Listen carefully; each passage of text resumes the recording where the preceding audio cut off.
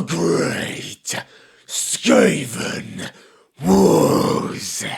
From 600 to 1111 IC. With the Great War over, and two of the great clans finally coming back to the fold, the Council once more took back control of the Under Empire. Over several centuries, the Under Empire recovered, and once more the armies of Skavendom grew large. With clan pestilences, mighty plagues, and the deadly assassins of Clan Eshin at their disposal, the council felt it was time to finally enact an invasion of the surface. It was during the winter of 1111 IC that the council finally put their plans into action, using both clan pestilences' most lethal diseases and the adepts of Clan Eshin.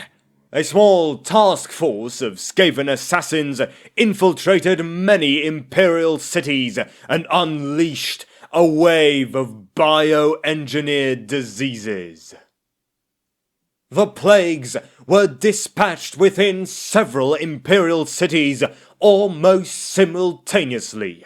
In order for the plagues to spread quickly, almost every instance went unnoticed and did not leave enough time for the imperial governments to order an immediate quarantine. Such cities that were infected included the provincial capitals of Nuln, Altdorf, and Talabheim, where the city's immense trade routes and highways helped to spread the plagues to neighboring villages and towns that were not targeted by the SKAVEN.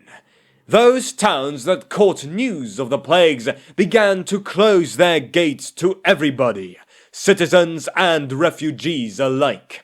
The only major city that escaped the worst of the plagues was the imperial city of Middenheim, where the local leaders wisely began their own quarantine efforts, closing viaducts and trade routes from the outside world.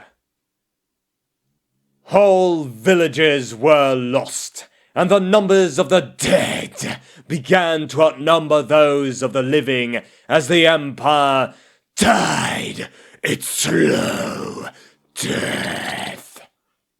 So much misery and death were brought upon the populace that many began to lose hope, and bands of flagellants were a common sight roaming around the few towns and villages that were still left in the Empire.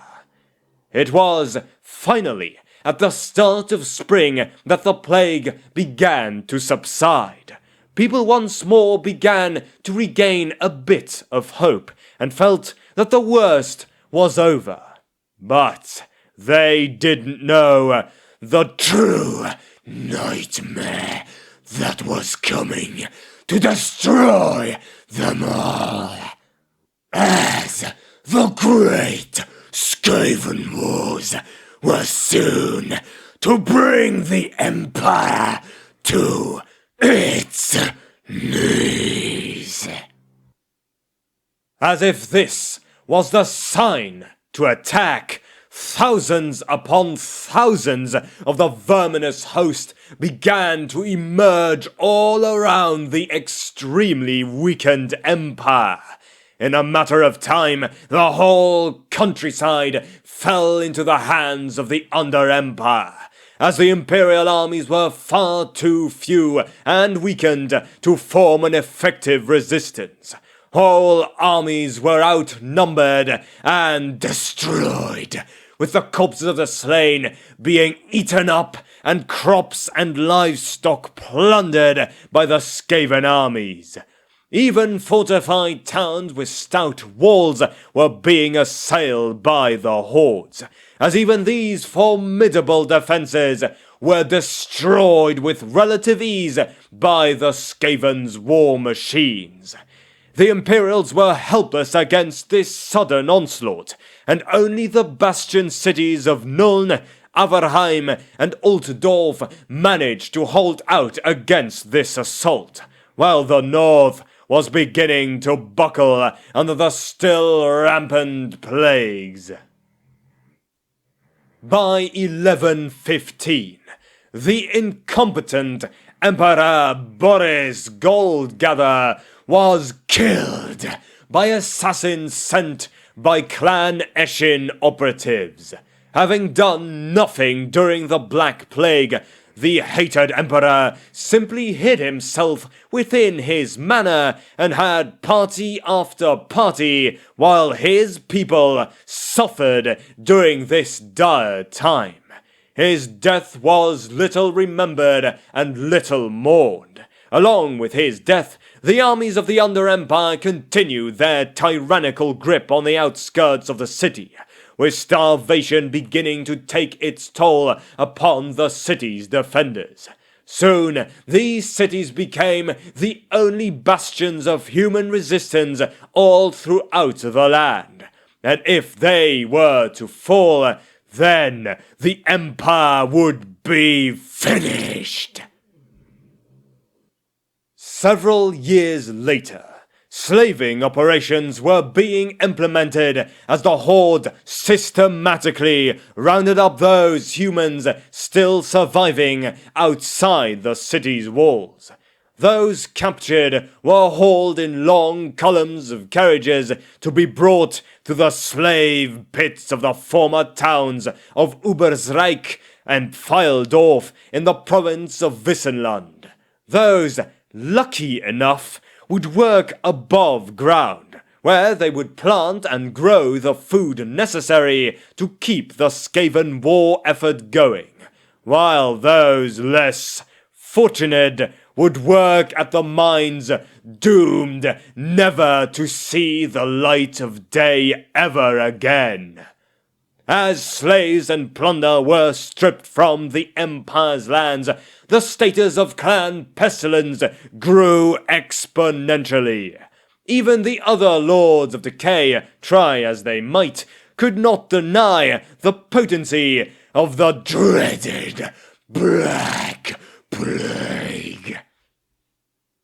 Taking advantage of the situation and the momentous amount of influence and wealth the clan had gathered, the Plague Lords overthrew and supplanted 2 of the other council members, giving them 3 seats on the council. In 1118, the flames of hope began to flicker within the hearts of the Empire's populace once more. News was coming in from the north of a Crusader army being assembled within the confines of the city of Middenheim. After having relieved a siege intended to bring the city down, Elector Count Mandred began to gather what was left of his forces and to reunite with the other Elector Counts as they tried to push the SKAVEN out of their homeland. Unbeknownst to Mandred, the SKAVEN armies were starting to die off like flies, as the very plague they sought to use had turned against them. Soon, whole armies of the vermin were dying out, unable to find a cure for the hellish disease their lords had presented upon the world.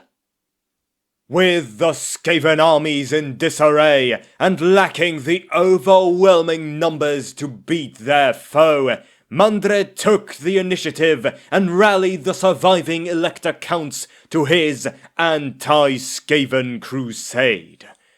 Unable to stand against the vengeful Imperial armies, the SKAVEN were pushed back time and time again, as the plague continued its course around their ranks. In their last-ditch efforts to win the war, the SKAVEN counterattack the Imperial army in the battle known as the Battle of the Howling Hills. The battle was a near thing, but the timely intervention of Mandred, cutting off the head of great warlord Vermeek of Clan Moors, shattered what little vestige of courage the vermin horde had left, and soon the armies were massacred. In the following years, the final SKAVEN army was defeated at a battle near Averheim, marking the end of the war. All SKAVEN hope of victory was lost that day, and the great SKAVEN wars were brought to a close. After their defeat, the Under Empire was ravaged by disease and war, and could not continue their war effort against the Empire. Along with this, the SKAVEN took so many prisoners and slaves back to the Under Empire that the Council feared a massive slave revolt. The Council then decided to take their time to recover and take on the Empire at another time. But sadly, it would not be so. Over the next 25 years, the Man-Things recovered more rapidly than the Lords of Decay thought possible. Under Emperor Mandred's SKAVEN Slayer's stern rule, towns were rebuilt, lands were settled, and the Imperial armies grew large once more. Even worse, Mandred ordered a constant guard against any more rat men interventions amongst the imperial cities of the Empire, and was the founder of an organization known as the Sewer Watch, meant to halt any more SKAVEN incursions into the sewer networks. Not only that, but the long-feared slave revolt also occurred, with further outbreaks of the Black Plague consuming entire clans.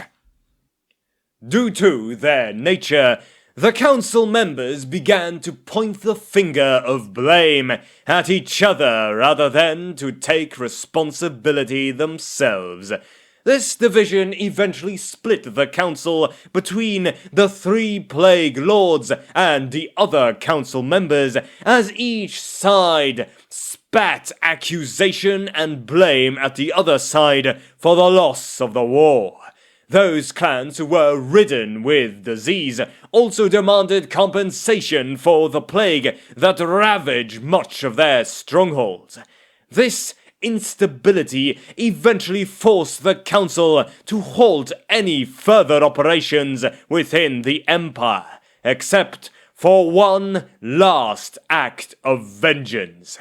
In their pride, the council sent a single SKAVEN assassin to the bedroom of Emperor Mandred and slew him in his sleep. The Emperor's passing was greatly mourned by his people.